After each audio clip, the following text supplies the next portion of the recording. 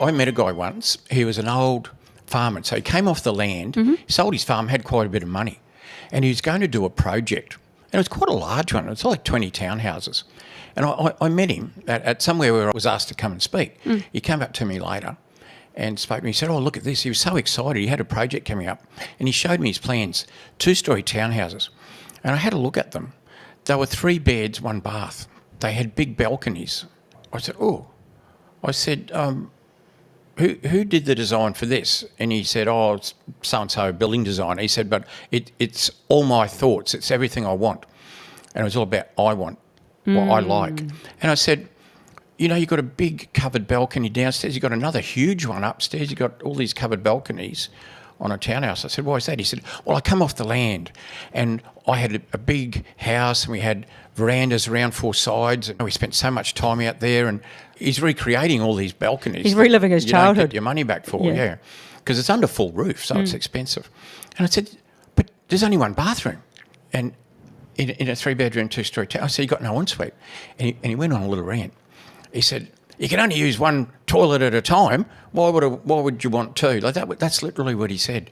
This is the old cowcocky coming out in you. Why have 2 toilets when you can only use 1 at a time? And they were oversized. They were big, but still only 3 beds. They were big enough you could have made a 5-bedder and an ensuite virtually. And I like lots of room, My lounge room was 10 metres long and terrible. He was just caught in the past. Oh, and everything that he wanted as an old cowcocky, he's trying to bring to a city and make people buy his dream. Which brings me to understanding buyer behaviour, which is one of the keys to market research, which we've kind of covered on, but it's buyer behaviour is giving the market what they want, not what you want. It's not emotional. So how do you find out about this, Bob? So how do people find out? How do they conduct initially their market research? Well, you've got to go out into the market. Anybody who's followed us know that what we suggest when you're looking for a deal is to narrow down to maybe a suburb, maybe 2, maybe 3, but narrow your patch down. Can I just interrupt there?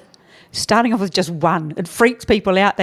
It's like too big a step. I'm going on the whole mindset thing. It's like, just start with 1. You can add 2 the next week. Start with 1. Just choose your patch. Yep. The duplex that we just spoke about before, we had 3 adjoining suburbs. Yep. Beachside suburbs. Any of those would have been fine. So having narrowed down your patch, you now need to become that expert. What do you do? Well, besides all the normal things like understand planning scheme, the zonings and all that, what you're doing is you're looking at the activity that's in that. And that would have been part of your research to choose the patch in the first place. So, the zoning's right. There's activity happening there. There's developers building stuff.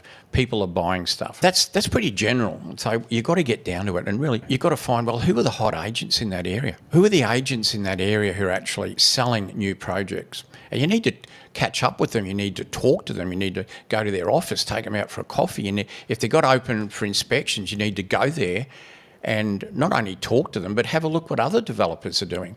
Get to understand the market. Now, that's not an absolute guarantee that the other developers done it right. I was just going to point that out. It could be their first project and they haven't done the research. So you actually need to do a little bit of research on the other people that are doing it. And that's a great point, because I think that's something that's overlooked a lot. They think, oh, that person's doing it there, I will too.